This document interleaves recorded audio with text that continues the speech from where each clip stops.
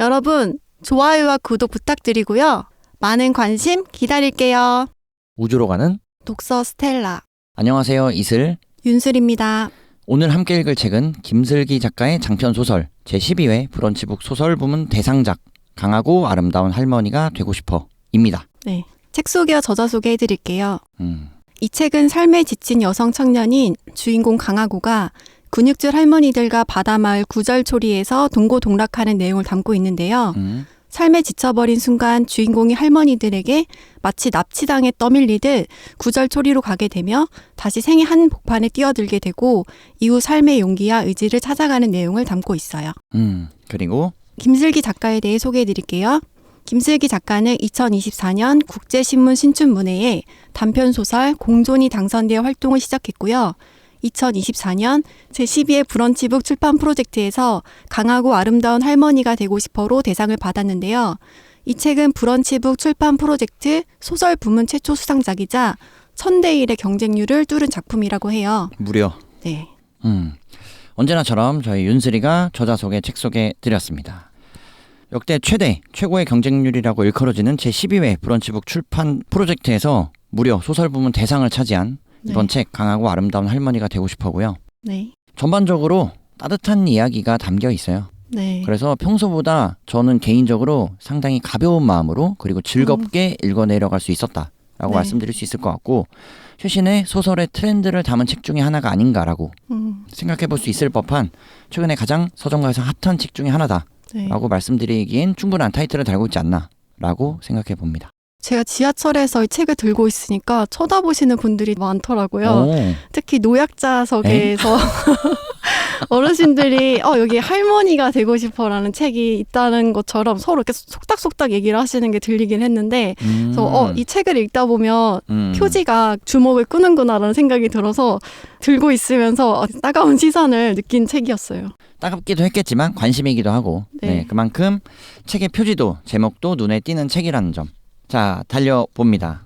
책의 제목에서 언급된 것처럼 강하고 아름다운 할머니가 되고 싶어의 소설 속 주인공의 이름은 강하고예요. 그래서 강하고가 아름다운 할머니가 되고 싶어라는 바람을 전하는 책이라고 보신다면 이렇게 생각하게 된 동인이 무엇인지 그리고 과정과 계기에 대해서 마지막 결론까지 함께 읽어나가 보면 좋을 것 같습니다. 네. 책은 전체 363페이지로 이루어져 있고요. 크게는 5개의 장으로 분류되어 있어요. 자, 처음부터 읽어나가 볼게요. 1장. 내 목숨을 구하러 온 저승사자들. 1장은 이 소설의 전반적인 배경을 이루는 공간적 구성을 담은 구절초리 마을을 다루지 않아요. 그래서 구절초리 마을에 진입하기 전까지, 입성하기 전까지의 우리 주인공 강하고가 도심 속에서 보내는 하루하루를 그려내고 있다는 것. 그래서 구절초리 마을의 소중함을 더 크게 느낄 수 있게끔 하는 장치가 아닌가라는 생각이 들었고 보다 냉엄한 현실, 그리고 현재 우리 사회에서 소위 젊은 세대가 어떻게 하루하루를 살아가고 있는가 라고 생각해 봄직한 장면들을 덜어 담고 있다는 것.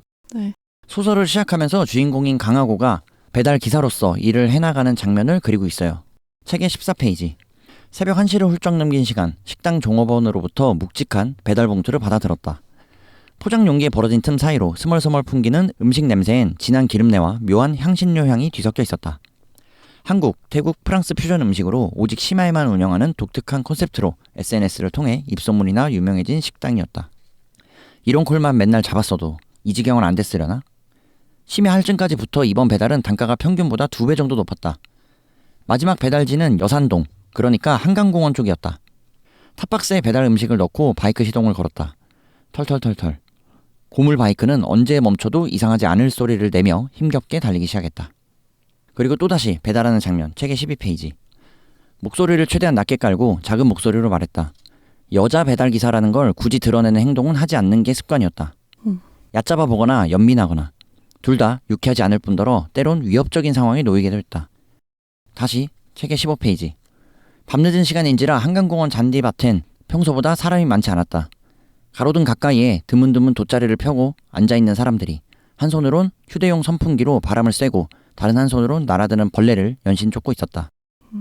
바이크를 공원 입구에 주차해두고 배달 영수증에 주문 요청 사항에 있는 위치로 걸음을 옮겼다. 오늘 배달 일진이 왜 이렇게 사납냐? 저 승합차가 맞긴 한데 멀쩡한 배달존을 두고 굳이 이런 으슥한 곳으로 사람을 불러? 가로등 불빛조차 닿지 않은 3호대교 아래 흰색 승합차 한 대가 시동이 꺼진 채 덩그러니 세워져 있었다. 상상할 수 있는 어떠한 끔찍한 일이 일어나도 이상하지 않을 것 같았다. 나는 강하고는 자꾸만 뒤를 돌아봤다. 밝은 공원에 앉아있는 사람들이 어느새 저만치 멀어져 작게 보였다.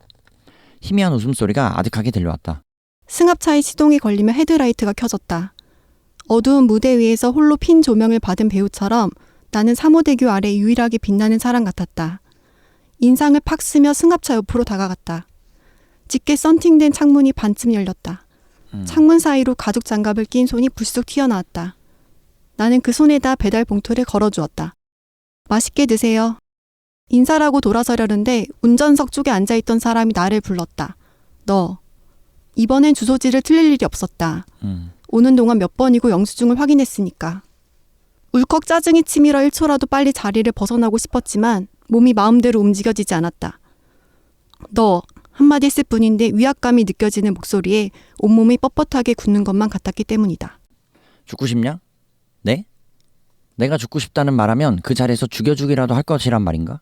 도대체 요즘 SNS에서 가장 핫하다는 심야 식당에서 코리안 포크피트와 톰얌 크림 수프를 주문한 이 사람들은 뭘 하는 사람들이기에. 몇 년처럼 느껴지는 몇 초의 시간이 사모대교 아래 강물과 함께 너울너울 흘렀다. 네, 죽고 싶어요. 위협을 느끼고 본능적으로 움츠러든 몸과 달리 입은 따로 분리된 것처럼 마음대로 움직여 제멋대로 말을 뱉어냈다. 물론 그 말은 진심이자 나의 오랜 염원이었다. 이보다 나이가 들어 더 가난해지고 병이 든 채로 삶의 남은 시간들을 꾸역꾸역 집어삼키며 버티듯 살고 싶지 않았다. 그게 얼마나 추한 것인지 나는 지긋지긋할 정도로 가까이에서 기대 이상으로 오랜 시간을 지켜봐왔기에. 네, 이 부분이 어두운 한강공원, 흰색 승합차, 그리고 배달을 할 때 불쑥 나오는 손, 너무 무섭지 않나요? 근데 충분히 있을 법한 일이라고 생각은 들었어. 네. 한강공원에서 나도 개인적으로 배달을 시켜서 음식을 먹어본 경험이 있기 때문에. 근데 우리가 음식을 시켜서 먹어보긴 하지만 그 배달 기사의 입장에서 생각해 본 적은 없어서 그렇지, 직접 해보지 네, 않은 이상은. 이런 상황에서 이 사람에게는 굉장히 위협적으로 느껴질 수 있겠다는 생각이 들었고요. 왜냐하면 처음에 여성 배달 기사이기 때문에 목소리를 깔고 또 얼굴을 마주치지 않고서 말을 하려는 장면이 나오기 때문에 강하고의 이름과는 다르게 아무래도 무서울 수밖에 없는 상황적인 거, 상상이 되는 부분들이 나오는 것 같아요.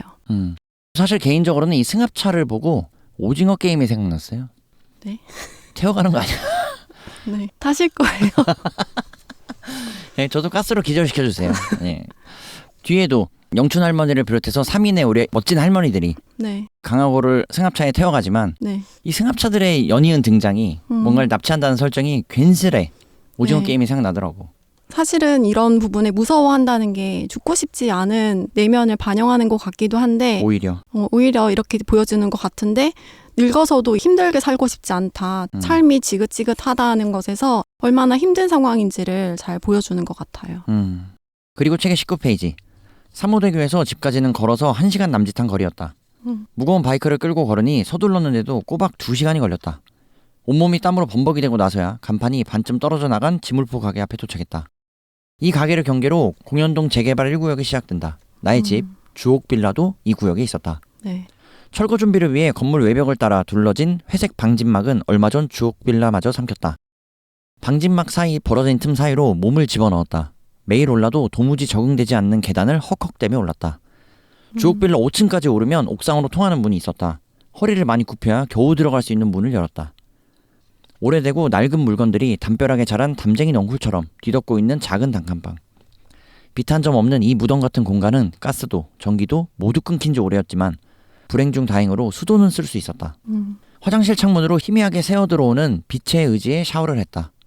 처음엔 더위를 씻어냈고 다음엔 온갖 냄새를 지우기 위해, 그 다음엔 오늘 어쩔 수 없이 들었던 말들을 지우기 위해 씻었다. 네. 소설 속 주인공인 강하고가 어떠한 주거 환경에서 살고 있는지 네. 여실히 드러내는 장면이 아닐까라고 생각이 들었고, 저도 옥상의 단칸방에서 20대 초반에 살아본 경험도 있지만 사실 비할 바가 못 되는 것 같아요.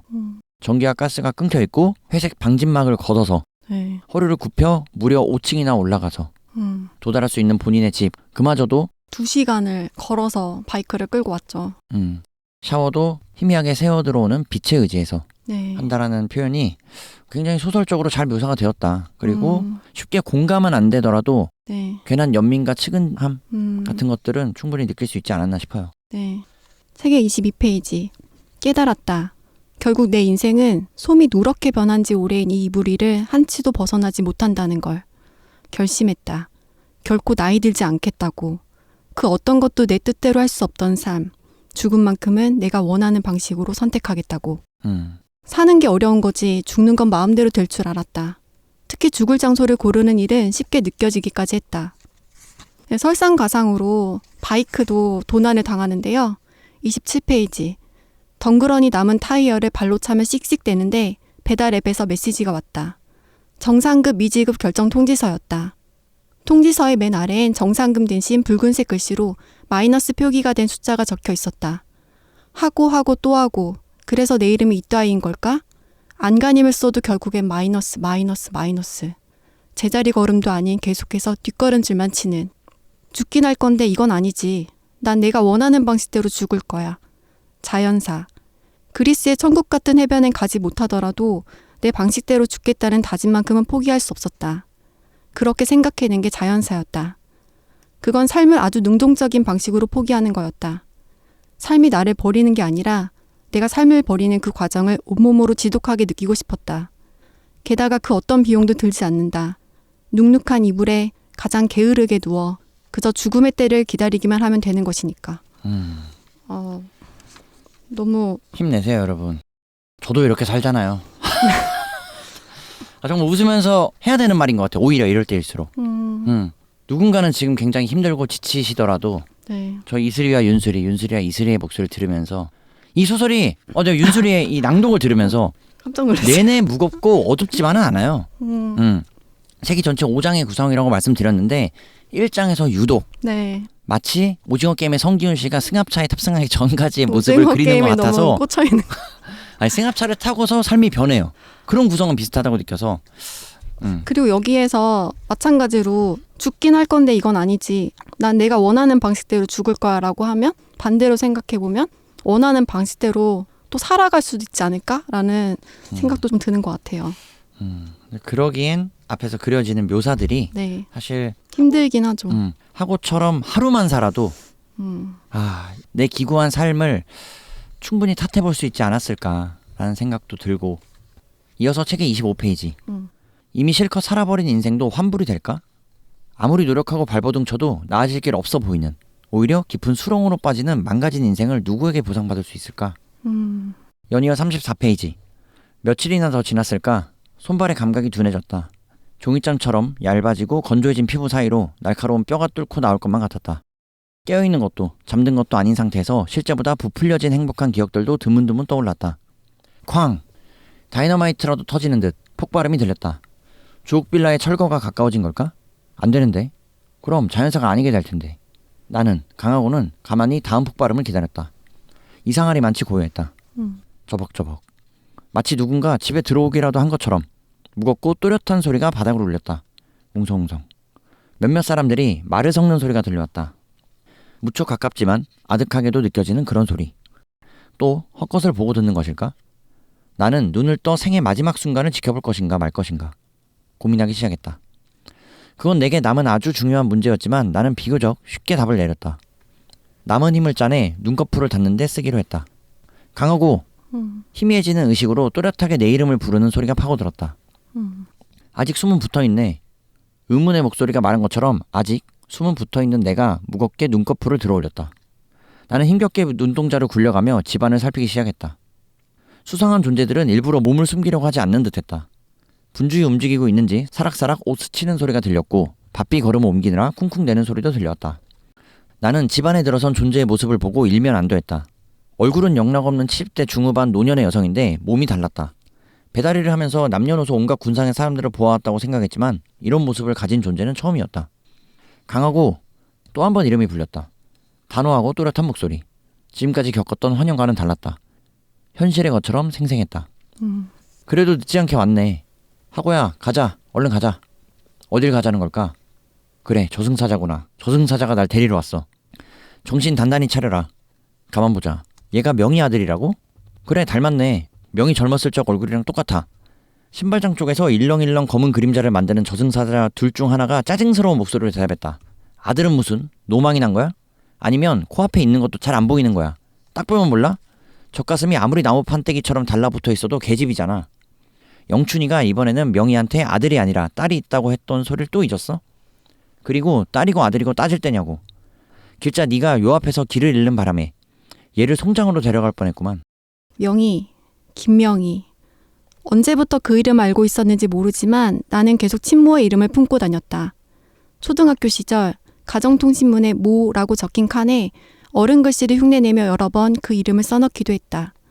한 번은 내가 적어놓은 친모 이름 때문에 할머니가 노발대발했다.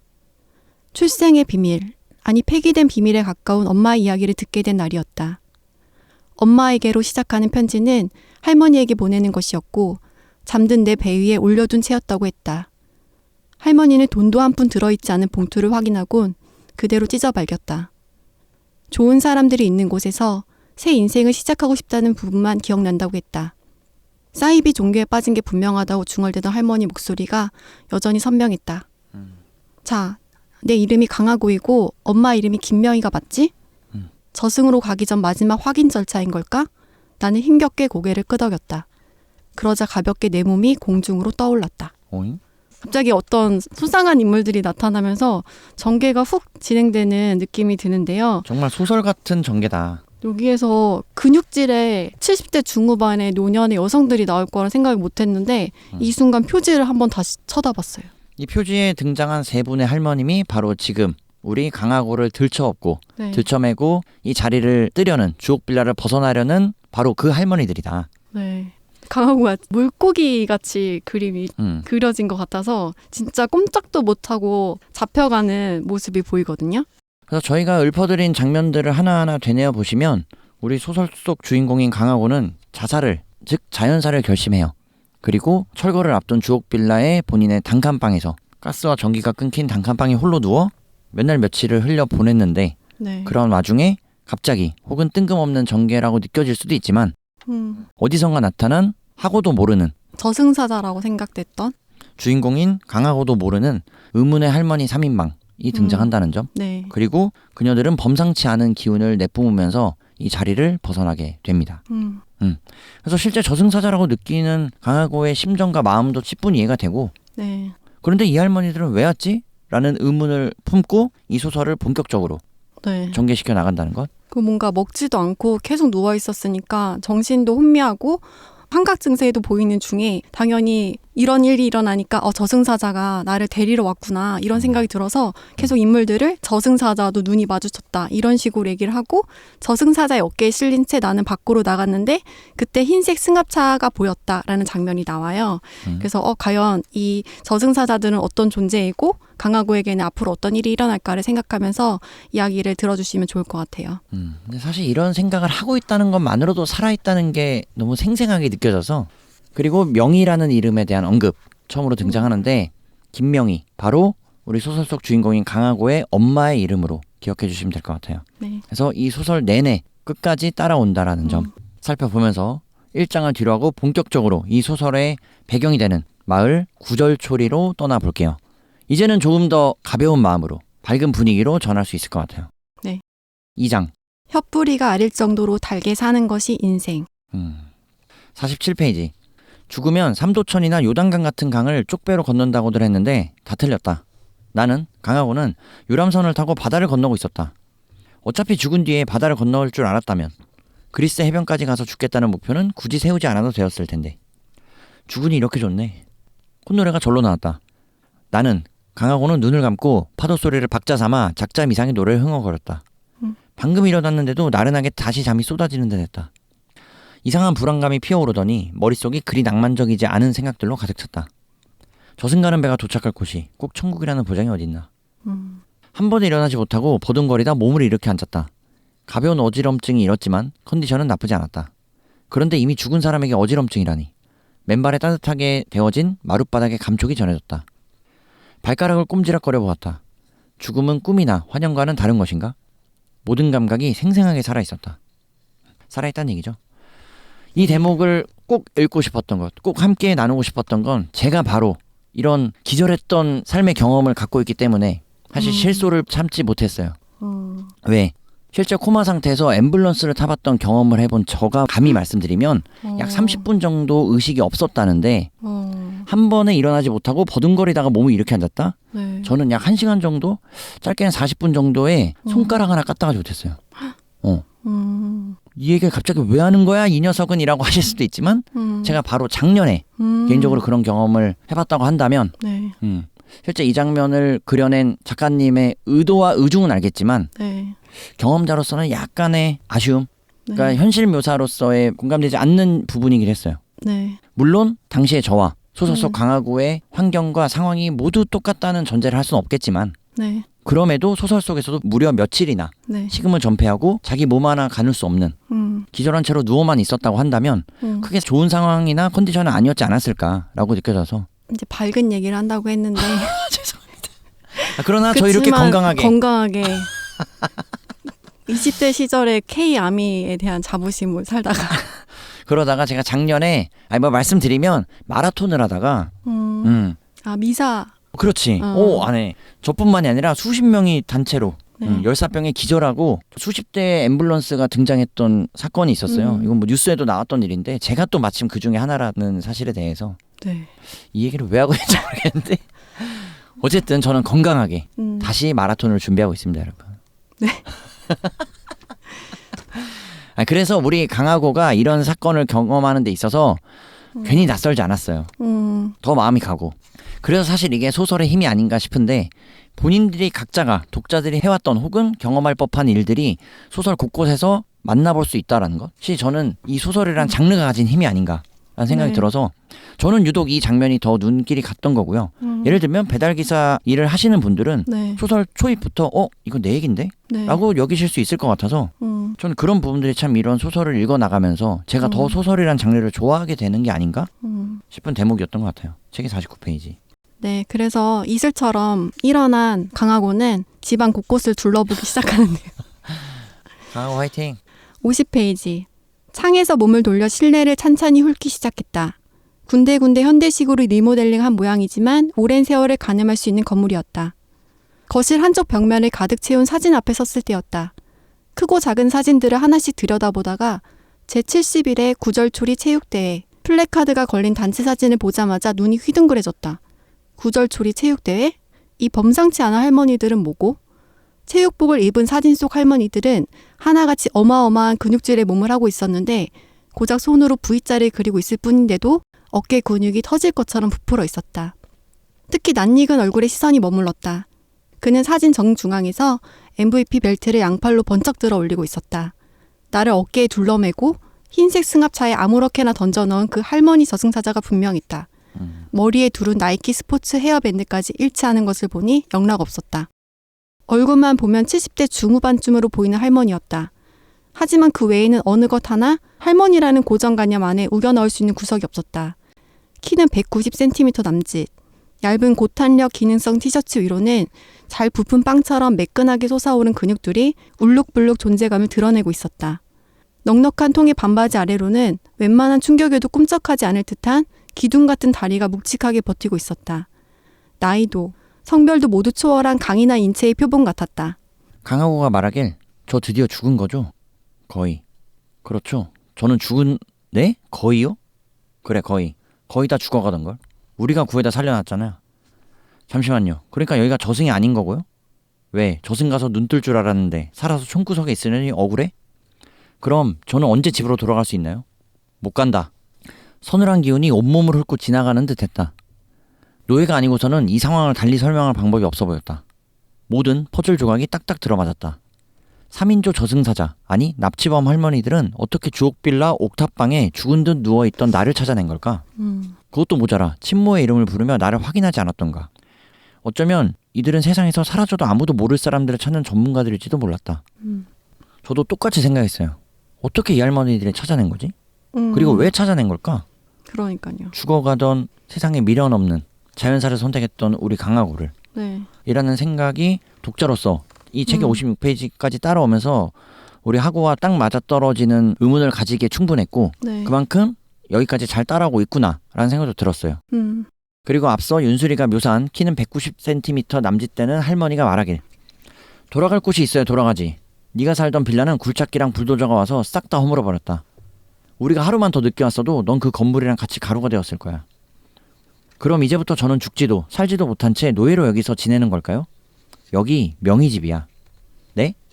네 엄마 집이라고. 김명희. 설마 네 엄마 이름도 모르고 산 건 아니지? 아, 그 김명희 씨 집. 김명희 씨? 지 어미 이름 부르는 버르장머리 하고는. 낳았다고 더 엄마인가? 저한테는 엄마 없어요. 예전부터 그랬고 언제까지 살진 모르겠지만 앞으로도 쭉. 아무튼 김명희 씨 그분도 어차피 자식 없다 생각하고 살았을 텐데 낯간지럽게. 서로 없다고 생각하고 사는 게 편해요. 그래, 네 말이 맞다. 너 엄마 없어. 명희 죽은 지가 벌써 석 달인데. 김명희 씨, 그러니까 저를 낳아주신 분이 돌아가신 건 알겠는데 저는 왜 살아서 여기에 와 있는 거죠? 아무리 그래도 지 엄마 죽었다는 얘기는 전해줘야 하지 않겠나 싶어 널 찾았어. 처음부터 이 총구석에 데려올 생각은 아니었지. 네가 폐허가 된 건물에서 그 지경으로 있을 줄 상상이나 했겠냐? 네가 죽을까봐. 그러니까 널 위해서. 저를 위해서요? 저를 위한다면 그냥 죽게 내버려뒀어야죠. 나를 위한다는 말을 하는 사람 치고 진짜 내 생각을 하는 사람은 단언컨대 단 한 명도 없었다. 내게, 즉 강하고에게 너를 위해서라는 말을 단번에 발작을 일으키게 하는 버튼과도 같은 것이었다. 아주 오래전부터 참아왔던 억울함과 분함이 한꺼번에 터져 나오기 시작했다. 김명희 씨가 나 같은 걸 낳은 것부터가 잘못한 거예요. 진짜 그러면 안 됐어요. 태어난다고 다 잘 사라지는 건 아니잖아요. 내 마음대로 되는 게 하나라도 있어야 할 거 아니에요. 내 방식으로 죽는 게 그게 마지막 소원이었는데 어르신 오기 전까진 거의 성공할 수 있었거든요. 그럼 이렇게 지긋지긋하게 살지 않아도. 여기까지. 제가 분명히 이 장부터 밝은 얘기 한다고 했는데 아직도 죄송합니다. 근데 어둠이 있으면 더 밝은 빛이 오는 네. 거죠. 여러분 오늘 즐거운 책을 만났어요. 네. 조금만 더 같이 가주세요. 그러니까 이만큼 상처가 짙은 깊은 아이예요. 우리 강하고가. 네. 그럼에도 우리 이 할머니가 이분은 누구시길래 강하구에게 이렇게 애정을 쏟는 것 같은 느낌이 들까요? 그의 이름은? 왕영춘 할머니십니다. 첫 번째 할머니 등장. 자, 우리의 강하고의 마음을 돌려놓는 네. 마음을 바꾸어가는 과정에서 처음으로 마주하는 할머니가 바로 이 마을의 MVP, 네. 우리의 또 다른 주인공이라고 할 수 있는 왕영춘 할머니예요. 네. 이쯤에서 우리가 왕영춘 할머니의 이름을 만나볼 수 있는데 요 대목이 되니까 왕영춘 할머니 이름이 어떻게 변해왔지? 뭐라고 불렀었지라고 몇 페이지 앞부터 궁금해지더라고. 그래서 다시 몇 페이지 앞으로 돌아가 봤더니 저승사자로 시작하는 왕영춘 할머니에 대한 표현이 이후 납치범 할머니 그리고 영춘 어르신까지 네. 우리의 영춘 할머니가 되기까지 주인공인 강하고와 또 다른 주인공으로 볼 수 있는 우리 영춘 할머니와의 관계가 어떻게 변해가는지 그 변화의 과정을 소설 속 주인공인 강하고가 영춘 할머니를 이르는 호칭의 변화로 읽어낼 네. 수 있다는 점도 흥미롭게 보실 수 있을 것 같아요. 여기에 강하고가 엄마 이름에 대해서 얘기하는 장면이 나오는데요. 그 호칭과 관련해서 한번 같이 생각해 보면 좋을 것 같은 게 58페이지. 나는 그 이름, 즉 엄마 이름인 김명희를 잊어본 적은 없었지만 그 이름 석자에는 어떤 감정적 동요도 일지 않았다.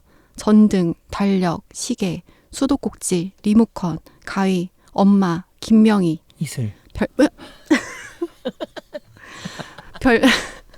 이슬. 죄송합니다. 별반 다를 것 없는 단어들 중 하나에 불과했다. 그래서 이름이라는 것이 누구에게나 존재적인 의미가 같이 다가오는 게 아니라 아까 그래서 이슬이 말한 것처럼 처음에는 나 정말 낯선 사람이고 나를 데리러 왔나 해서 저승사자였다가 납치범이었다가 나중에 영춘 어르신이라고 이렇게 다정함이 표현되는 것에서 엄마 이름에 대한 처음에 이 강하고가 느꼈던 감정이 어땠는지를 한 번 더 생각해 보면 좋을 것 같아요. 그래서 그런 말이 있잖아요. 당신이 내 이름을 불러주었을 때 네? 꽃이 되었다. 김춘수 시인의 꽃. 알고 있는데 거기까지는 안 해도 될 것 같아요. 김춘수 시인의 꽃. 내가 그의 이름을 불러주었을 때 그는 나에게로 와서 꽃이 되었다. 여러분, 여러분의 옆에 계신 분들의 이름을 오늘도 한 번씩 꼭 불러주시기를. 지금 윤수리가 고개를 파묻고 있어요. 죄송합니다. 밝은 얘기를 한다고 했는데 시를 읽고 있어요. 아니야. 우리 영춘 할머니를 만남으로부터 우리 강하고의 네. 인생이 180도 바뀌게 돼요. 이제 시작입니다, 여러분. 자, 그래서 이러한 전개를 살펴보시면 재개발을 앞둔 주옥 빌라에서 네. 누가 거기에 강화구가 있었는지도 모르게 사실 재개발 굴삭기에 의해서 자기가 의도하지 않았는데도 어떻게 보면 사라질 수 있었다는 존재라고 하니까 슬픈 장면인 것 같은데 딱 그 순간에 들어왔던 세 명의 할머니들이 되게 어벤져스예요. 네. 기적처럼 나타나서 구해주셨고 약간 히어로? 네. 그리고 아직 이 마을에 대한 묘사가 제대로 이루어지지 않았지만 소설 속에서 이 구절초리라고 불리는 지도상에도 잡히지 않는 마을에서 강하고가 이 영춘 어르신을 비롯해서 만나는 영춘 어르신과 같은 마을에 지내는 할머니들을 네. 통해서 다시금 태어나는 그리고 삶의 의미를 되찾는 과정이 너무나도 아름답다라는 점에서 책에 남은 2, 3, 4, 5부를 읽어 나가시면 좋을 것 같아요. 두 번째 할머니도 궁금해요. 네. 이름을 불러주시죠. 전 사실 여기서 문을 닫으려고 했는데 자, 농담이고 보다 더 흥미진진한 전개가 펼쳐지는 다음 이야기로 다음 에피소드로 넘어가 볼게요.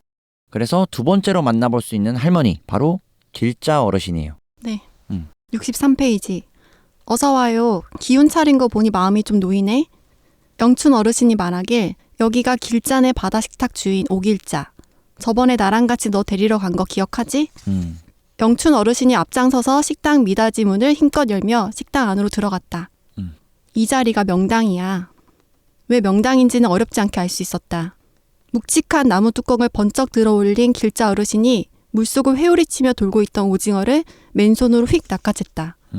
갓 잡은 오징어가 물을 공중으로 뿜을 때마다 작은 무지개가 생겼다. 손에 쥔 회칼이 한낮의 태양에 번뜩였다. 와우. 영춘 어르신이 말하길 길자야 사위랑 손녀는 어디 가고? 오늘 석재 쉬는 날 둘이서 아침 일찍부터 신나게 읍내 놀러 나갔지. 참 하고랑 석재가 동년배이니 다음에 인사하고 친하게 지내면 되겠네. 길자 어르신은 닷선 오징어 회를 접시에 담아들고 주방으로 걸음을 옮겼다. 이내 입구가 넓은 스테인리스 그릇에 담긴 물회가 영춘 어르신과 내 앞에 하나씩 놓였다. 가만히 그릇만 쳐다보고 있던 내 손에 길자 어르신은 손잡이에 인삼 모양이 그려진 숟가락을 쥐어주었다. 명희도 물회를 좋아했어. 네 입맛에도 맞을 거다. 김명희 씨가 물회를 좋아한 것과 내 입맛이 도대체 무슨 상관인 걸까? 입맛도 유전이 된다는 말은 살면서 들어본 적이 없었는데. 책의 66페이지. 하루빨리 도시로 돌아가 내 방식대로, 즉 강하고의 방식대로 세상과 작별하고 싶다는 마음과 달리 내 눈은 뚫어지게 물회를 바라보고 있었다. 높게 쌓아올린 경계심도 살얼음 국물과 함께 스르륵 녹아내리기 바빴다. 붉게 살얼음 낀 국물, 얇게 썬 당근과 오이, 양배추와 청양고추, 얇게 저며져 꽃잎처럼 단정히 놓인 전복회. 전복회가 너무 예쁜데요? 배고파요. 그리고 아이스크림 스쿠프로 퍼 얹은 듯 둥글게 뭉쳐올린 투명한 오징어회까지. 이야. 꼬르르.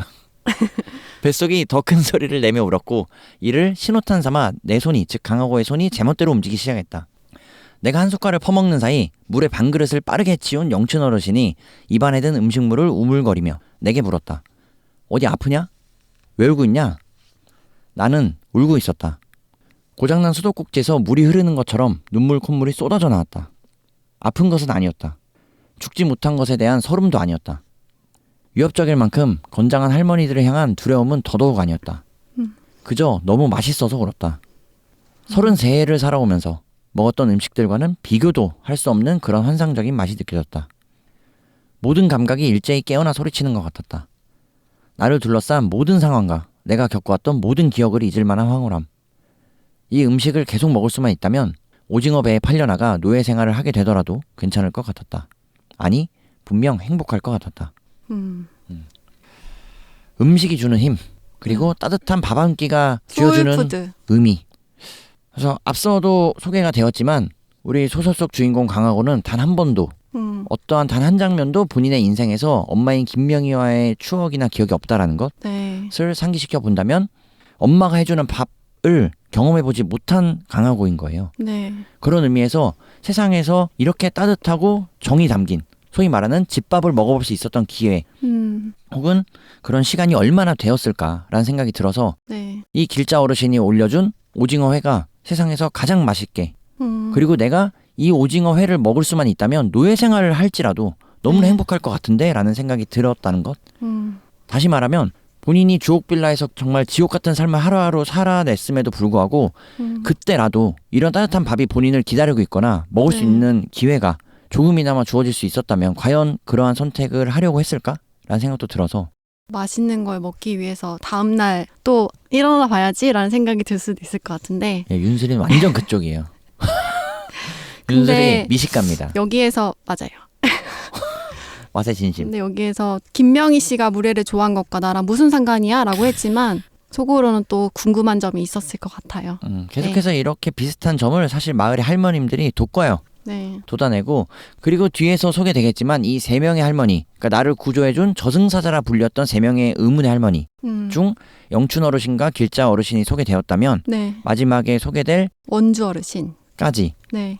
이들의 역할이 내가 개인적으로 느끼고 정리해 본다면 앞서 소개해드린 영춘 어르신은 이 세상의 모든 위협과 위험으로부터 나를 안전하게 보호해줄 네. 집 같은 존재라고 한다면 길자 어르신은 나에게 따뜻한 밥을 해주시는 분, 그리고 마침 공교롭게도 마지막에 소개될 원주 어르신은 네. 내게 옷을 해 입혀요. 의식주. 나는 사람에게 가장 그렇게 필요한. 느꼈어. 지금 본인의 깨달음에 놀랐어요. 왜? 놀랐어요. 저는 이거를 생각하고 온 게 아니거든요. 아시잖아요. 네. 말을 하다 보니까 제가 알려준 것 같아요.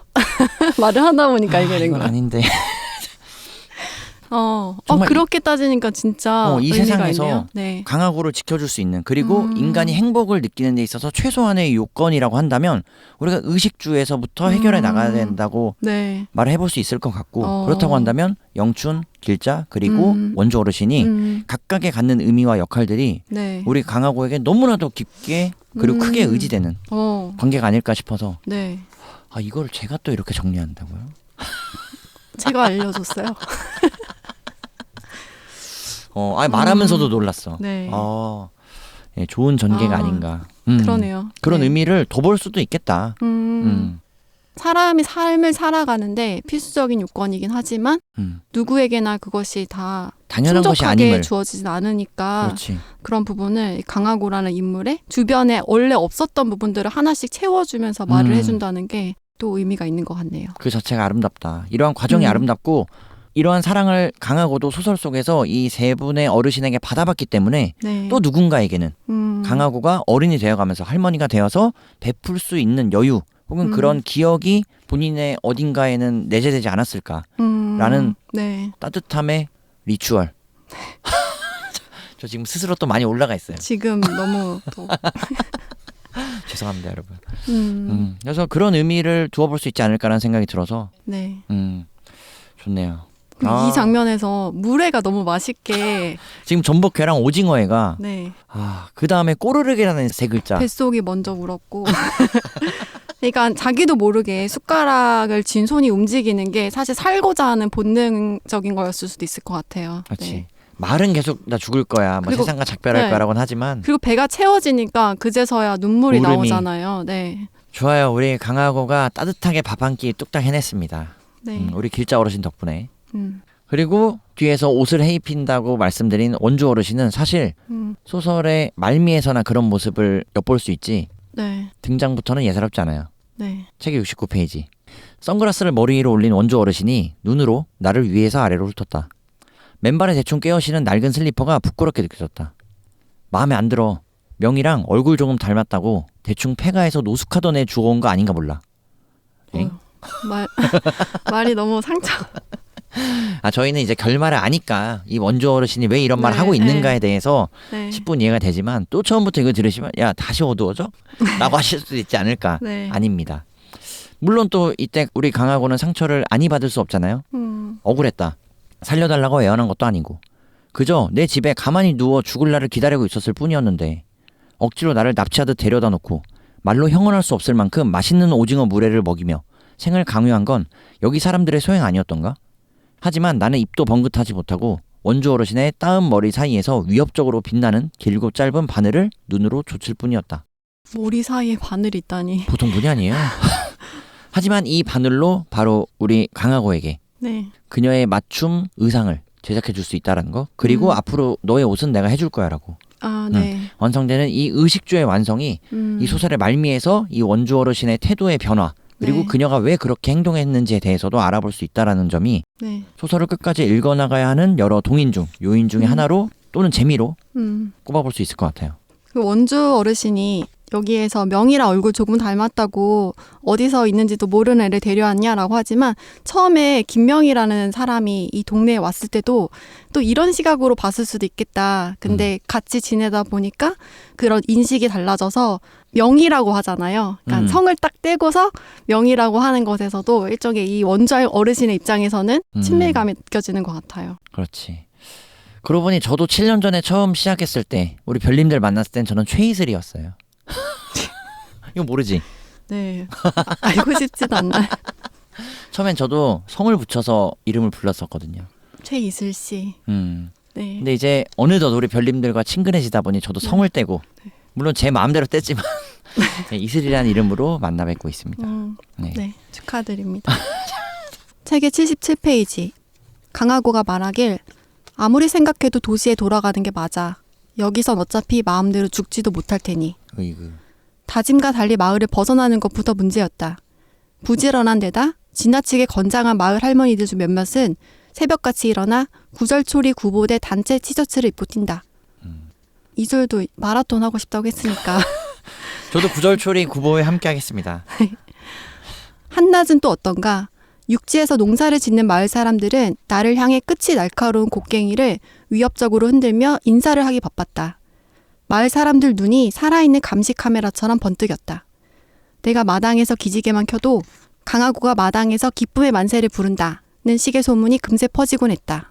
그만큼 작은 마을이라는 거죠. 네. 근데 이렇게 기지개만 펴도 기쁨의 만세를 부른다라고 봐준다는 거는 너무 좋은 표현인 것 같아요. 할머님들의 여유와 연륜이 네. 느껴지는 네. 비유가 아닌가.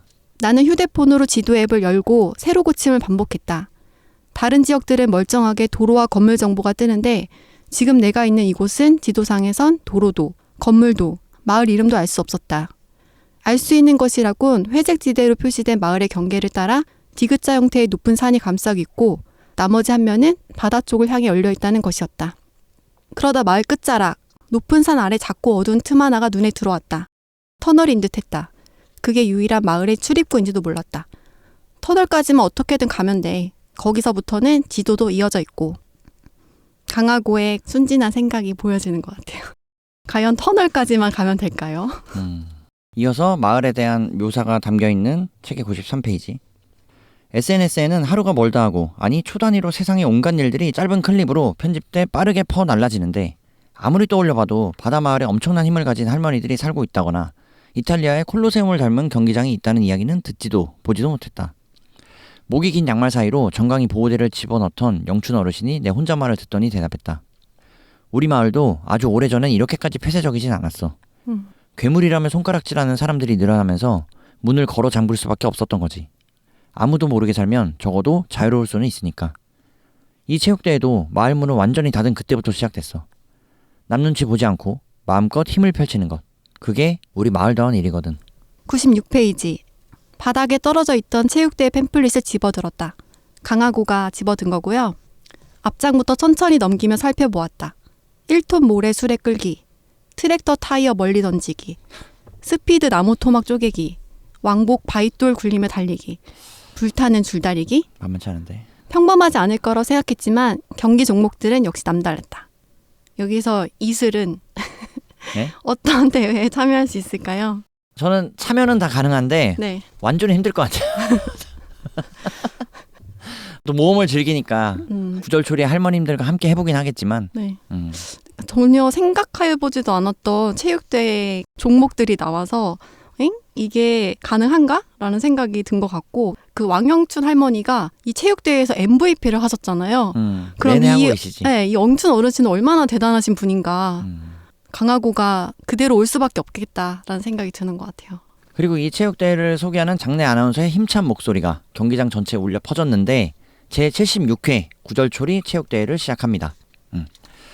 앞서 영춘 할머니의 말을 들어보면 이 체육대회는 마을 문을 완전히 닫은 그때부터 시작됐어. 라는 네. 말을 네. 돌이켜본다면 네. 무려 76년이나 반세기가 넘게 이 마을이 고립되어 있다. 외부와 단절되어 있다라는 면을 살펴볼 수 있겠죠. 그래서 이 마을에서 즉 구절초리 마을에서 1년에 한 번 열리는 가장 큰 대축제라고 불리는 이 구절초리 체육대회가 네. 사실은 마냥 기쁘기만 한 이벤트는 아니지 않을까? 라는 생각도 들었고 네. 또 그들을 위한 그들의 잔치일 수밖에 없었던 면도 네.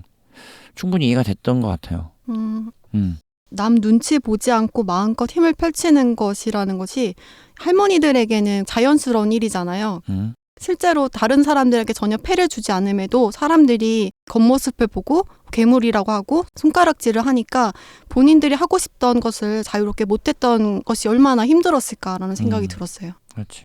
그리고 우리 소설 속 주인공인 강하고가 이대로 혼자일 수는 없잖아요. 책의 103페이지. 네. 짙은 눈썹에 높은 콧대, 날카롭지만 부드럽게 찢어진 눈매, 동남아 유명 배우를 연상케 하는 이국적이고도 매력적인 얼굴. 저는 이 두 줄을 보고 이미 직감했어요. 이거는 일반적인 인물에 대한 묘사가 아니다. 미래의 강하고와 잘 될 수밖에 없는 인물이겠거니. 왜 웃는 거죠? 아, 깜짝 놀랐어요. 아, 갑자기 막 즐거움을 돋고 있길래 제가 또 이런 거에 가장 무서웠습니다. 진심이잖아요, 여러분. 네. 앞서 영춘 어르신과 길자 어르신의 대화에서 유추해볼 수 있었던 우리 강하고와 마을에서 유일한 동년배라고 표현할 수 있는 네. 동갑내기인 석재라는 친구고요. 네. 그의 등장을 이 체육대회에서 네. 만나볼 수 있다는 것. 그리고 소설의 마지막까지 석재와 우리 강하고의 관계를 눈여겨봐 주시면 좋을 것 같아요. 네. 이 둘의 관계를 따라가 볼게요. 책의 106페이지. 손으로 대충 문지른 탓에 남자의 인중은, 즉 석재의 인중은 붉은 콧수염이 돋아난 것처럼 더 얼룩덜룩해졌다. 그 얼굴을 하고서도 남자는, 즉 석재는 소년처럼 해맑게 웃고 있었다. 끝났네요. 모든 경계심을 거두는 햇살 같은 웃음이었다. 봄날 햇살? 끝났네요. 촉차이 수파권. 무슨 콘요? 제 이름이에요. 태국 사람, 태국 이름. 한국 이름도 있어요. 수석재. 구절초리 사람들은 다들 석재라고 부르고요. 네? 한국 사람 아니에요? 강하고는 깜짝 놀랐다. 석재의 한국말은 한국어가 모국어인 사람처럼 지나치게 유창했다. 그 때문에 나는, 즉 강하고는 그가, 석재가 이국적인 외모를 가졌다고 생각했지. 외국 사람일 거라곤 생각도 못했다. 촉차이 수파권. 저 발음 잘하잖아요. 네. 한 번 더 해보시죠. 촉차이 수파권. 윤슬이가 발음이 어렵다고 석재처럼 저한테 꼭 한국말을 읽어달라고. 잘하네요. 미술이. 촉차이 수파권. 네, 잘했어요. 한국말 잘했어요. 코쿤캅. 자, 이렇게 석재와 강하고의 인상적인 첫 만남의 장면을 그려내고 있어요. 네. 그리고 화제를 전환해서 책의 114페이지. 저 이슬이가 개인적으로 이 소설을 읽으면서 삶과 죽음의 의미에 대해서 곱씹어볼 수 있었던 것 같은데, 네. 영춘 어르신이 말하길, 노인네가 죽는 게 대수가 아닌 거야. 내 두근거림과 불안, 초조, 아무튼 만병의 근원이 다 저 새파랗게 젊은 놈이 집에 콕 들어박혀선 안 나오는 것 때문에 그런 거야. 이 대목에선 강하고가 네. 본인의 엄마의 집인 명희의 집에서 나오지 않고 있는 모습을 묘사하고 있고요. 네. 저 젊은 것도 삶의 의미가 없고 곧 죽니만이 그런 소리를 하는데, 아무튼 나도 이대로 냅뒀다가 하느님, 부처님, 알라신 만나러 저승이나 가련다. 이 영춘 어르신의 대사에서 저 젊은 것도 삶의 의미가 없고 라는 문장이 들어왔고요. 이 삶의 의미라는 표현이 책에서 약 3-4곳 정도에서 만나볼 수 있더라고요. 그래서 이 삶의 의미라는 단어가 저는 이 소설을 네. 하나의 키워드로 설명해 봐라고 한다면 개인적으로 꼽고 싶고, 네. 이 의미에 대해서 각자가 생각해 볼 수 있을 법한, 그리고 꼭 생각해 봤으면 하는 저자의 바람이 담기지 않았나라고 생각이 들고, 그렇기 때문에 책의 1장에서 다소 어두운 면 그리고 현실적인 면을 극적으로 그려냈으나 그럼에도 불구하고 우리 구절초리에서 밝고 희망적인 인생이 있을 수 있음을 그려낸다고 느껴졌고요. 바로 그러한 대목을 우리 강하고의 동갑내기, 즉 동년배인 석재가 책의 126페이지에서 미리 정답을 일러주는 것처럼 이야기해요. 석재가 말하길, 아무런 대가 없이 누군가를 살피고 돕고 아껴줄 수 있다는 걸 저도, 즉 석재도 구절초리에 와서 배웠거든요. 여기가 다운이의 고향이 되면 좋겠다고 생각한 것도 그 때문이었고요. 다운이는 바로 석재의 딸이에요. 네. 인디톤랍수 구절초리 나크랍. 잘하네. 태국어 읽고 싶어서 읽은 것 같아요. 구절초리 온 걸 진심으로 환영해요, 하고씨. 네. 라고 석재가 말하는 대목. 바로 아무런 대가 없이 누군가를 살피고 돕고 아껴줄 수 있다는 것. 그리고 이 부분이 희망적인 게, 원래 강하고가 방에서 죽음을 각오하고 친구인 정화에게 메시지를 보냈을 때 강하고에게 사실 연락이 오는 사람이 전혀 없었어요. 근데 여기서는 만난 지 별로 안 된 어르신들이 저렇게 젊은 아이가 왜 저렇게 집에만 있을까라고 걱정을 해주고 또 석재도 이렇게 온 것을 환영한다 이런 말하는 부분에서 강하고가 또다시 삶을 살아갈 수 있는 어떤 관계적인 부분이나 소통 그리고 의지를 높일 수 있는 것이 이런 사람 간의 만남에 있어서 그렇지 않을까라는 생각이 들었어요. 그렇지. 집에서 아침에 일어나서 기지개만 켜도 만세의 네. 기쁨을 외친다는데. 기쁨의 만세. 네. 우리도 내일 아침에 기쁨의 만세를 외쳐요. 기뻐야 말이죠. 근데 기쁨의 만세라고 하는 표현이 좋은 것 같고 또 여기서 강하고가 그 이슬이 좋아하는 부분인데 네. 맞은편에 앉아있던 석재가 다 먹은 빈 그릇을 집어들며 자리에서 일어섰다. 그러곤 심각한 표정이 된 나를 향해 싱긋 웃어 보였다. 물에 같은 청량함이야. 물에 같은. 저도 앞으로 이런 표현 간직하도록 하겠습니다. 바로 물에 같은 청량함.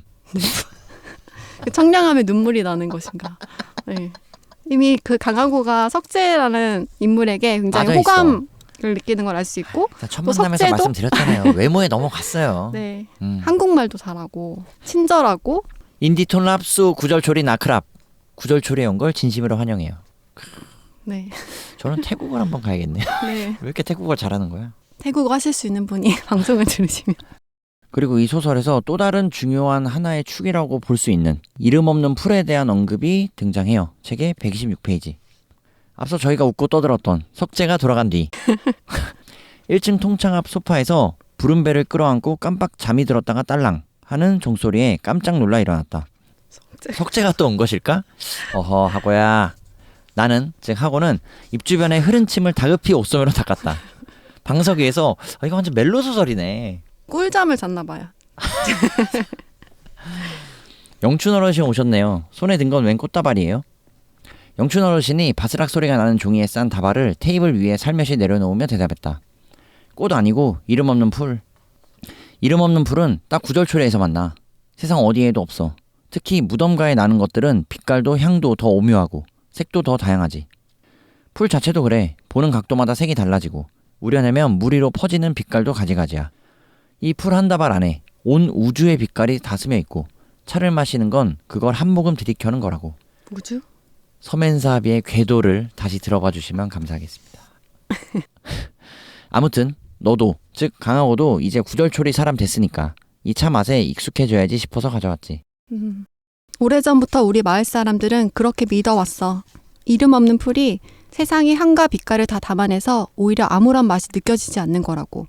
너무 많은 걸 품으면 끝내는 아무것도 아닌 게 돼버리는 거지. 비워서 빈 게 아니라 가득 채워서 빈 거야. 그 모든 것이자 아무것도 아닌 걸 들이켜는 거야. 모든 것이자 아무것도 아닌 것. 이 내용이 소설에서 꽤나 의미 있는 대목이라고 생각해 볼 수 있었는데요. 크게는 두 가지. 첫째는 소설 속 주인공인 강하고가 네. 엄마인 명희가 이 만나 다방에서 즉 네. 명희의 집에서 이름 없는 차를 만들어서 마을의 할머님들에게 대접했던 것. 네. 이름 없는 풀을 베이스로 하는 차를 만들죠. 그리고 두 번째로 이 마을에서 이름 없는 차를 팔았던 명희의 뒤를 이어 그의 딸로서 등장한 구절초리에 나타난 강하고는 그 이름 없는 차를 발전시켜서 또는 의미를 담아 이 마을에 등장하는 각각의 인물들의 이름을 따서 소위 메뉴를 개발한다는 것. 네. 그래서 여태까지는 하고가 나타나기 이전까지의 구절초리에서 명희가 팔았던 차들은 온통 이름 없는 차라는 이름으로 네. 하나의 메뉴로 단일 메뉴로 판매하거나 마을 사람들을 대접했다면 우리 하고는 보다 더 따뜻하게 명희보다 한 발 더 나아가서 네. 우리가 앞서 언급해드렸던 영춘 어르신, 길자 어르신, 그리고 원주 어르신을 비롯한 여러 등장인물들의 이름을 딴 네. 차를 만들어서 대접을 한다. 네. 그 하나하나의 메뉴를 만들어가는 과정이 이 네. 책에 다 녹아져 있고요. 네. 그리고 특이하게도 그 하나하나의 차를 만들 수 있는 재료 구성과 과정까지 네. 레시피가 적혀 있어요. 책에서 여러 페이지를 할애해 소개하고 있다는 거 눈여겨보시면 좋을 것 같아요. 네. 그리고 그 차에 이름을 붙인 게 단순한 이름만 얘기한 게 아니라 그 사람들의 어떤 성격이라든지 이미지도 또 잘 반영하고 있다는 게 그 차를 마시면 그 인물이 떠오를 것 같다는 느낌이 들었고요. 그리고 강하고에게는 슬펐던 기억일 수도 있지만 카페에서 많은 알바를 하면서 여러 음료를 만들었던 것이 실제로 이 이름 없는 차에 이름을 붙이고 다양한 음료를 만드는데 또 도움이 되는 장면이 나오는 것 같아요. 결국에 어떤 것도 쓸모없는 것은 없다. 그래서 제가 네. 바로 마라톤에서 기절했던 경험. 예. 이거는 네 다시 또 슬퍼지는.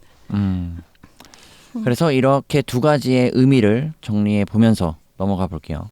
그리고 저 이슬이가 개인적으로 이 소설 강하고 아름다운 할머니가 되고 싶어를 읽으면서 네. 유일하게 그리고 가장 크게 울림이 있었던, 울컥했던 이슬이를 웃고도 울게도 하는 석재와 연관된 이야기인 것 같아요. 바로 그 장면. 책의 149페이지. 앞서 강하고와 동년배라고 소개해드렸던 석재의 딸 다운이와의 일화를 그리는데요. 석재가 말하길, 다운아 인사 제대로 해야지. 그리고 하고가 말하길, 이 정도면 충분하죠. 그나저나 구절초리 온 뒤로 다운이 엄마를 한 번도 뵌 적이 없네요. 어디 멀리 계신가요? 아, 그게 석재가 머뭇거리는 동안 다운이 작은 새처럼 제잘거리며 말했다. 다운이 엄마는 없는데 아빠가 아빠고 아빠가 엄마예요. 석재가 멋쩍은 웃음을 지으며 아이의 머리를 쓰다듬었다. 아차 싶었다. 내가, 즉 강하고가 어릴 적 가장 듣기 불편했던 질문이 바로 내가, 즉 강하고가 무심결에 던진 바로 이 질문이었다는 걸 뒤늦게 떠올렸다. 당연하다는 듯 엄마는 어디 있냐고, 아빠는 뭐 하시냐고 묻던 사람들. 다른 사람들에겐 너무나 자연스러운 그 물음이 누군가를 얼마나 조금씩 조용히 낡게 만드는지 너무나 잘 알면서. 죄송해요. 괜한 말을 꺼냈어요. 어색하게 웃으며 손사래를 치는 석재 대신 다운이 동그랗게 빛나는 눈을 나와 마주치며 말했다. 우리 아빠가 2배로 멋진 거잖아요. 난 그래서 좋은데. 엄청 좋은데. 2배로 멋진 아빠로 만들어주는 우리 딸은 10배는 더 멋져. 길자 할머니랑 영춘 할머니보다도 멋지고 힘세? 그럼. 다운이 신나서 큰 소리로 웃었다. 정말로 강력한 힘이라도 얻은 영웅이 된 듯한 얼굴하고서. 석재를 중심으로 빠르게 뛰어다니기 시작했다. 석재는 나를 향해 장난스럽게 눈을 찡긋하더니 힘주어 외쳤다. 자, 슈퍼파워 정다운, 강하고 이모에게 슈퍼 울트라 특급으로 반가운 마음을 전해볼까? 다운이 한껏 상기된 얼굴로 나를, 즉 강하고를 바라봤다. 눈빛은 한층 더 반짝였다. 작은 발을 힘차게 굴러 나를 향해 달려왔다. 허리쯤 닿은 작은 다운의 몸이 두 팔을 활짝 벌려 나를 꽉 껴안았다. 단단하고 둥근 머리가 볼링공처럼 배에 날아와 묵직하게 박혔다. 숨이 턱 막히는 반가움이었다. 진짜 반가워요 하고 이모. 제가 바로 그랬습니다. 울컥했어요 여기서. 네. 아이가 할 수 있는 온 힘을 다해서 누군가를 안아주고 친밀함을 표현하는 장면이 상상이 되니까 더 뭉클하게 다가왔고요. 그리고 앞으로 다운이와 석재 그리고 하고의 이야기가 어떻게 전개될지도 더 궁금해졌던 것 같아요. 하고도 의뢰 그랬던 것 같아. 주옥 빌라에 살 때, 네. 도시에서 생활할 때 본인도 그렇게 의뢰 들어왔던 불편한, 네. 본인 스스로를 갉아먹었던, 너무나 낡게 만들었던 질문. 엄마는 어디 있어? 아빠는 뭐 하셔? 네. 그 질문을 미처 생각하지 못하고 다운이에게 해버린 거지. 그런데 다운이가 너무나도 씩씩하게 네. 엄마는 없는데 아빠가 아빠고 아빠가 엄마예요. 네. 그래서 우리 아빠가 2배로 멋진 거잖아요. 난 그래서 좋은데? 라고 말하는 이 대목. 네. 물론 하고도 의도치 않았겠지만 다운이가 이렇게 정말 아이로서 반응하는 그 순진하고 순수함을 뛰어넘는 이 네. 청량함에 네. 독자인 나도 그리고 하고도 숙연하고 멋쩍어지는 장면이 아닌가라는 생각이 들었고 또 이렇게 다소 불편할 수 있는 또는 서로 네. 민망할 수 있는 장면에서 석재가 우리 강하고 이모에게 슈퍼 울트라 특급으로 반가운 마음을 전하자고 네. 했을 때 앞서 윤슬이가 말씀드린 것처럼 다운이가 힘껏 안아줬다라는 게 너무나도 큰 위로가 됐을 거라고 생각하고 그리고 이 150페이지까지 달려오면서 앞을 돌아보면 그 누구도 여기까지 이 페이지까지 다다르는 데 있어서 강하고를 이렇게 힘껏 진심으로 순수한 마음으로 안아준 네. 경험은 없었던 것 같다라는 생각이 들어서 이 구절초리 오길 잘했구나라는 생각을 하고가 네. 이쯤에서 한 번 더 하지 않았을까. 물론 앞에 어르신들과의 관계도 형성이 되고 감사한 네. 부분들이 있지만 이 대목이야말로 이 아이의 순수함이 가장 빛을 발했던 것 같아서 저는 너무 좋았어요. 그리고 강하고는 배달기사 일을 하면서도 사람들한테 그렇게는 하지 말아라, 뭘 하지 말아라, 늘 죄송합니다라는 말을 달고 살았는데 아무런 조건 없이 너무너무 반갑다, 진짜 반가워요 하고 이모라고 말해주는 다운이를 보면서 어릴 때 본인이 누군가한테 그렇게 해주고 싶었을 수도 있을 것 같고 혹은 누군가한테 그렇게 안김을 당하고 싶었을 수도 있을 것 같아서 다운이를 보면서 어릴 적 자기의 모습도 한번 떠올려보지 않았을까라는 생각도 들었어요. 야, 작은 발을 힘차게 굴러 나를 향해 달려왔다. 여태까지 강하고가 소설 속에서 33년을 살아오면서 이런 기분과 상황을 마주한 적이 있었을까 싶어서 그리고 이게 아이기 때문에 볼링공처럼 배에 딱 왔다는 게 키에 귀여운 맞기도 표현이야. 하지만 진짜 자기가 너무 반가움을 표현하고자 하는 모습들이 잘 드러나서 네, 이 장면이 좋았던 것 같아요. 그래서 앞서 길자 어르신이 해주신 우리 전복회, 오징어회의 그 따뜻한 밥을 한 끼 먹으면서 네. 집밥을 먹으며 뜨거운 눈물을 흘렸던 하고와 여기서 다운이와 석재를 통해 네. 다시금 따뜻함을 느끼는 하고가 조금씩 내 삶의 의미를 더해가는 삶의 의미를 느껴가는 찾아가는 과정이 아닌가 싶어서 소설이 참 이 대목에서 좋더라고요. 네. 그리고 이어서 하고가 또 다른 어르신을 통해서 삶의 의미를 다시금 곱씹어보게 만드는 장면 161페이지. 처음 등장하는 복자 어르신을 통해서 대화가 이어져요. 복자 어르신이 말하길 내가 구절초리에서도 제일 음지 바른 데 살면서도 100년 가까이 산 비결이 뭐겠어? 글쎄요. 복자 어르신이 사브레라 적힌 과자 상자를 집어들었다. 어르신은 하나를 집어들어 크게 한 입 베어 물었다. 2번을 씹어 입안에서 조각낸 뒤 설탕을 쏟아부은 이름 없는 차를 호로록 들이켰다. 아우 좋구먼. 그래서 비결이 무엇이기에? 아 그렇지 별것 없어. 우주에 마시고 나발이고 달콤함을 내일로 미루지 않는 것. 내가 즉 복자 어르신이 오래 살아보니까 입에 쓴 게 약이라거나 쓴 게 제일 맛있다는 헛소리를 짓거리는 놈들은 죄다 스트레스로 일찍 갔어. 맛없는 걸 먹으니 인생이 살맛날 턱이 있나. 미련한 놈들이 얼마나 많은지. 인생이 달아야지. 혀뿌리가 아릴 정도로 달아야지. 한 번밖에 안 사는 인생인데 매일매일 최고로 달콤해야지. 네. 복자 어르신이 건넨 사브레를 받아들고 나도 한 입 크게 베어 물었다. 버터 맛이 입안 가득 퍼졌다. 버석한 식감의 사브레를 천천히 씹어 삼키는데 어느새 하나밖에 남지 않은 마지막 사브레를 복자 어르신이 집어드는 게 보였다. 앞으로는 달게 살아. 네? 아까도 말했잖아. 온통 쓴 것만 삼키는 인생이 기다린다고 달콤해져? 쓴 건 콱 뱉고 얼른 단 걸 집어 삼켜야지. 그래야 인생도 끈적해지지. 꼭 달거나 녹은 것처럼 놓고 싶지 않아진다고. 나 내일 죽으면 가게에 있는 사브레를 마저 다 못 먹고 간 게 원통에서 9천을 떠돌 거야. 그럼 어떡해요? 간단하지. 오늘의 사브레를 내일로 미루지 않는다. 나는 즉 강하고는 설탕병을 집어들고 복자 어르신이 그랬던 것처럼 내 찻잔에도 설탕을 쏟아부었다. 콸콸콸. 내일로 미루지 않는 달콤함이 컵 안으로 시원하게 쏟아져 들어왔다. 그리고 사브레 한 입. 그보다 더 달아져 버린 이름 없는 차 한 모금. 아우 어때 죽이지? 죽이게 달아요. 복자 어르신은 얼굴에 모든 주름을 총동원해 크게 웃었다. 나도 따라 웃었다. 꽃무늬 바지 위로 사브레 부스러기와 설탕가루가 별처럼 떨어지는 줄도 모르고. 이 한 페이지가 아닌가? 인생이 뭐야? 라고 누군가 물으신다면 이 책의 161페이지. 오래 살아보니까 입에 쓴 게 약이라거나 쓴 게 제일 맛있다는 헛소리를 짓거린 놈들은 죄다 스트레스로 일찍 갔어. 맛없는 걸 먹으니 인생이 살맛날 턱이 있나. 미련한 놈들이 얼마나 많은지. 인생이 달아야지. 혀뿌리가 아릴 정도로 달아야지. 한 번밖에 안 사는 인생인데 매일매일 최고로 달콤해야지. 네. 이 책의 저자인 김슬기 작가가 소설 속 주인공인 강하고에게 해주고 싶었던 단 하나의 메시지라면 바로 저는 이 책의 161페이지에 복자 어르신의 말을 빌린 이 문장이 아닌가 싶고요. 바로 저희에게도 그리고 우리 별님들에게도 꼭 해드리고 싶은 네. 물론 저희보다 더 잘 아시고 잘 하고 계시겠지만 그럼에도 이런 말은 아무래도 부족함이 없는 것 같아요. 네. 매일매일 최고로 달콤하게. 복자 어르신에게는 사브레로 표현이 된 것이 별님들에게는 이 사브레를 대체할 수 있는 게 무엇인가를 찾아보는 것도 또 인생의 또 다른 의미를 찾아보는 게 될 것 같은데 이게 음식이 될 수도 있고 아니면 자기가 굉장히 좋아하는 프로그램이 될 수도 있고 여러 가지가 될 수 있잖아요. 네. 독서.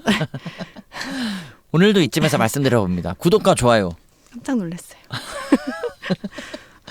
네. 그래서 너무나도 사브레 진짜 맛있죠. 좋지. 사브레는 뭐 사랑이죠. 네. 여기서 여기서 사브레가 나올지 몰랐는데 이게 딱 느낌이 전해지는 것 같아요. 전 바나나 킥이었으면 살짝 실망했을 것 같아요.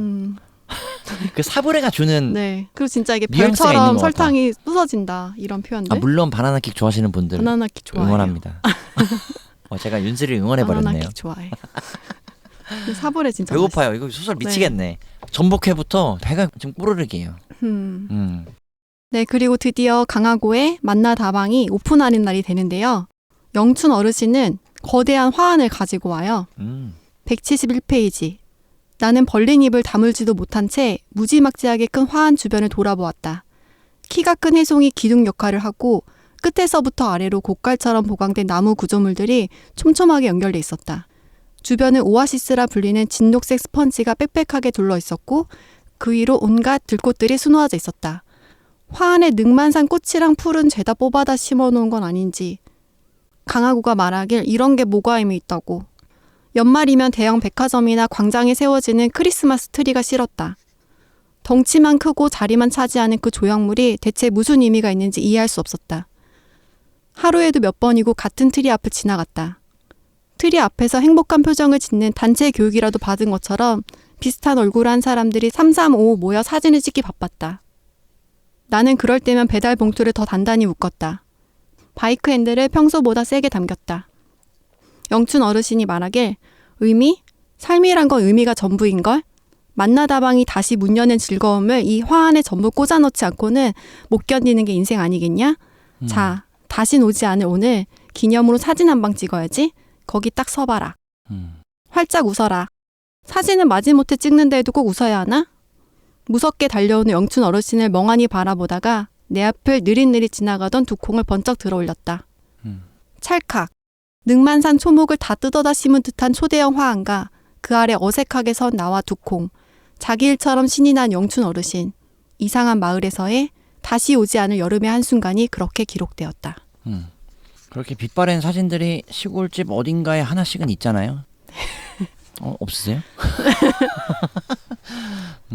나도 시골 할머니 댁 가면 네. 나의 할머니와 할아버지가 뭐 물론 지금 돌아가신 분도 계시지만 네. 그들의 젊은 시절의 누런 사진 네. 이 액자에 들어있는 걸 마주할 때면 참 지금 이런 소설 속의 표현들이 네. 멀리 있지 않은 것 같아서. 그리고 이렇게 만나다방과 강하고를 진심으로 축하해 주려고 산에 있는 온갖 꽃들을 다 뽑아온 것처럼 멋져. 큰 초대형 화환을 만들어 온 영춘 어르신으로 인해서 앞으로 크리스마스 트리를 보더라도 하고가 예전에 느꼈던 외로움은 조금 사라지지 않을까? 오히려 좋았던 그때의 추억이 생각나지 않을까라는 느낌이 들었어요.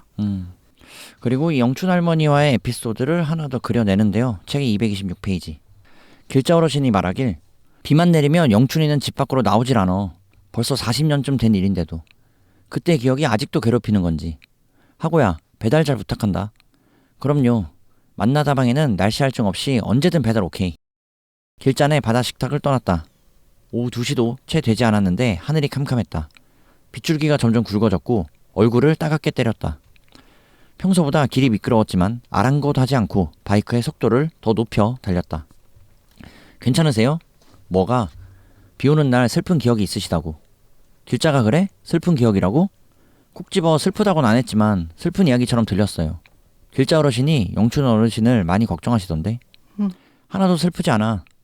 슬프지 않다고요? 나는 그때 그 기억으로 지금껏 사는걸? 내 생에 처음 앞뒤 가릴 것 없이 진하게 사랑해본 것도 그때고 나 죽는다고 물무덤 같은 곳을 헤매던 친구들의 소중함을 안 것도 그때고 아픈 기억이 없는 건 아니다만 요 제습기 같은 걸 마음에도 돌리면 아주 보송한 것만 남는다. 지금도 얼마나 좋으냐. 비 올 때마다 배추전 챙겨주는 친구도 있고 그걸 배달해주는 너도 있고 왕영춘이 인생도 헛살진 않았다. 헛살지 않은 인생이라. 비가 먹고 구름 사이로 뒤늦은 해가 얼굴을 들이밀 때까지 우리는 즉 강하고와 영춘 어르신은 훌라를 쳤다.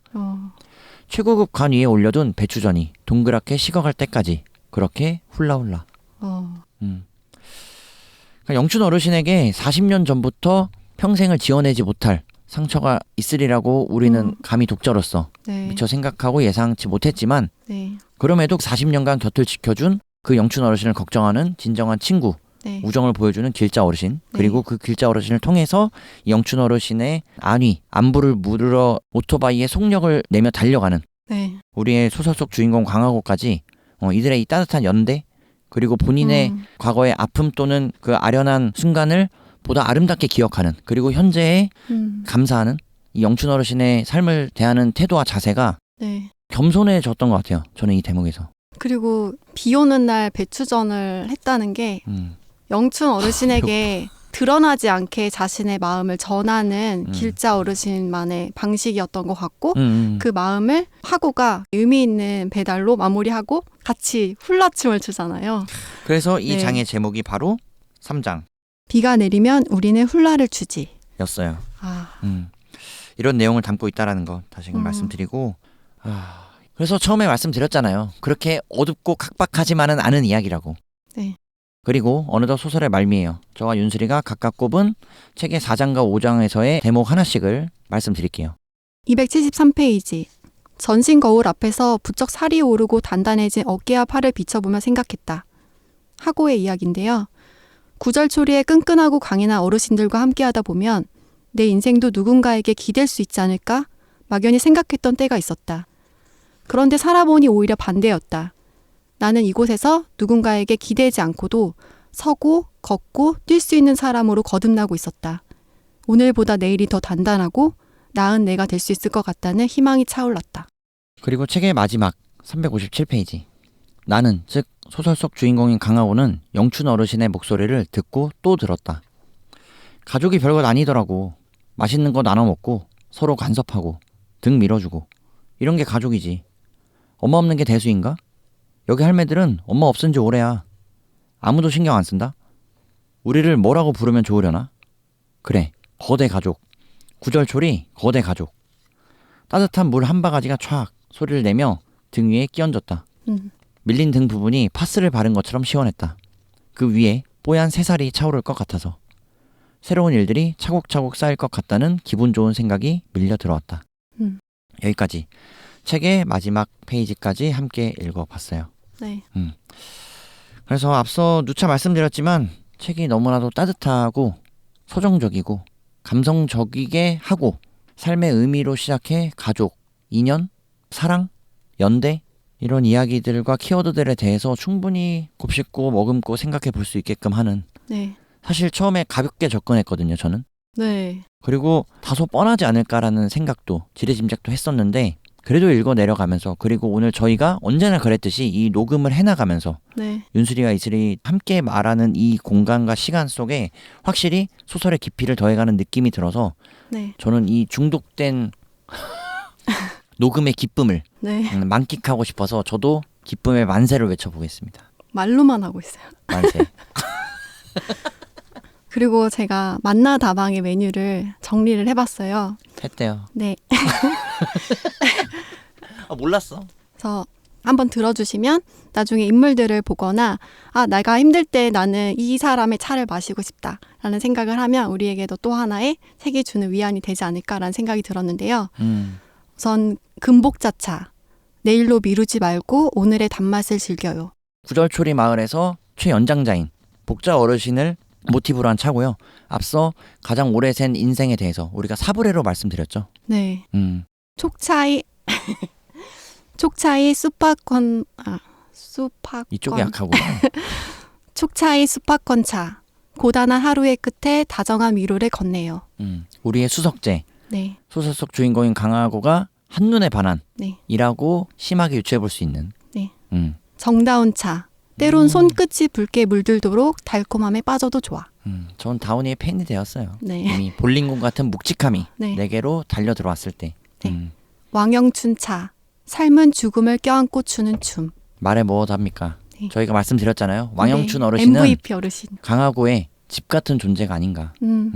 세상에 혹은 외부의 위협과 위험으로부터 그녀를 안전하게 지켜주는. 네. 오길자차. 드넓은 바다의 두 얼굴. 전복회와 오징어회가 떠오르는. 물에. 따뜻한 집밥을 마련해 주셨고 네. 그리고 그 집밥으로 인해 하염없이 닭똥 같은 눈물을 뚝뚝 떨어뜨린 우리 강하고. 네. 물회가 너무 맛있어서도 그 다음날 또 뭔가를 하고 싶다는 거에 하나가 그리고 방금 배추전을 얘기해가지고 이 길자 배추전 어르신 진짜 먹고 싶어요. 배고파요. 길자 어르신 요리 진짜 잘하는 것 같은데 네. 사불에도 맛있었겠지. 배추전은 정말. 좋다. 신원주차. 가장 뾰족한 것이 부드러움을 만들지. 저희가 에피소드 상으로는 상대적으로 많은 분량을 할애하진 않았지만 이 원주 어르신에 대한 이야기도 꼭 한번 살펴보시기를 네. 짚어내시면 원주 어르신을 미워할 수만은 없겠구나 라는 생각이 드실 거예요. 충분히. 네. 저희는 감히 그렇게. 두옥차. 만나다방은 반려동물 친화적인 곳. 강하고의 어머니가 살았던 명희의 집 그리고 그곳에서 명희가 운영했던 만나다방을 그 딸인 우리의 주인공 강하고가 운영하면서 그 공간을 함께한. 네. 두콩이. 두콩이. 이름도 귀여워요. 네. 콩 2개. 난 이게 떠올랐는데. 콩이. 그래서 소설의 말미에는 두콩이가 미모에 강아지를 만나. 그래서 앞글자를 따서 두옥차가 되는 거죠. 그렇지. 네. 두콩이와 옥자. 네. 음. 마지막으로 신메뉴였던 강하고차. 음. 여기에는 따로 메시지가 없어서 제가 한번 생각을 해봤는데요. 오, 네. 이렇게까지. 강하고 아름다운 삶을 살아갈 당신을 응원해요라는 메시지가 어떨까라는 생각을 해봤어요. 네. 책의 제목이랑 강하고의 여러 가지 모습들을 생각했을 때 별님들한테도 드리고 싶은 말이고 다른 분들에게 전해주면 좋지 않을까라는 생각이 들었어요. 저는 강하고 차 하면 지금 드는 생각은 희망.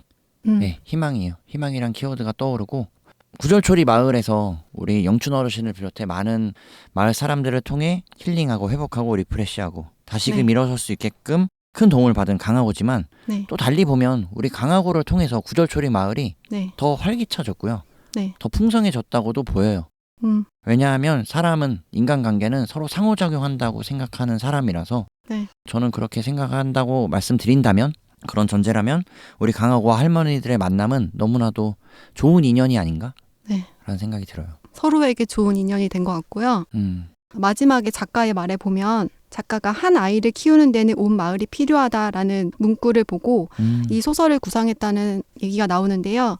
근데 여기서 저는 인상 깊었던 게 다 자란 어른이 회복하는데도 온 마을이 필요해라는 한 문장이었거든요.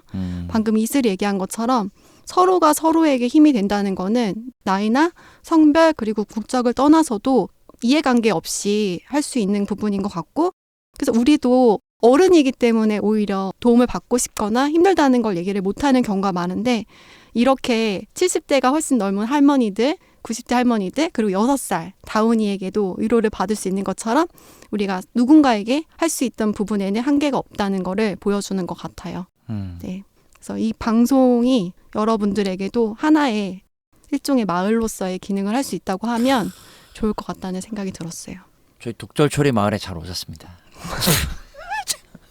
죄송합니다. 제 애드립이 이 정도 수준이네요. 네. 죄송합니다. 그래서 우리 영춘 어르신의 구절초리 마을이 있다면 저희 이슬이와 윤슬이의 독절초리 마을이 있습니다. 여러분 언제나 저희는 두 팔 벌려 여러분을 묵직한 볼링공처럼 안아드릴 준비가 되어 있으니 힘들고 어려우신 분들 지금 내가 혼자가 아닌가라고 느껴지시는 분들은 과감히 저희의 댓글창을 두드려주세요. 저희 이슬이가 단 하나의 댓글도 놓치지 않아요. 네. 이건 진심이에요. 네. 진실이고. 네. 그래서 많은 성원과 응원 부탁드려요. 이 얘기가 아닌데. 네. 죄송합니다. 야욕으로 끝내. 죄송합니다. 네, 그래서 오늘 이렇게 유쾌하게 그래도 기분 좋게 마무리할 수 있는 시간이었던 것 같고요. 김슬기 작가의 장편 소설 강하고 아름다운 할머니가 되고 싶어 여기까지 마무리해 보겠습니다. 저희는 더 잘 준비해서 다음 책으로 돌아올게요. 다음 별에서 만나요. 안녕. 안녕.